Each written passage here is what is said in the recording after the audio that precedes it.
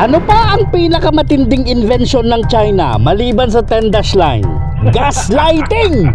China ang hari ng kasinungalingan, manipulasyon at pag-imbento ng istorya at ibaling sa Pilipinas ang kanilang kasalanan. Sa dinami-dami ng mga harassment, bullying at pananakot ng China, tayo pa daw ang may kasalanan?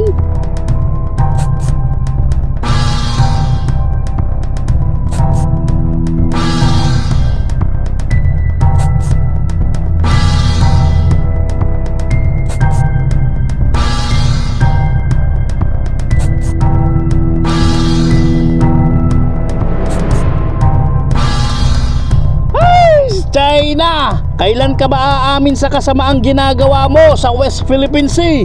Wala namang naniniwala sa'yo. Kahit ikaw, alam mong ikaw, China ang may sala!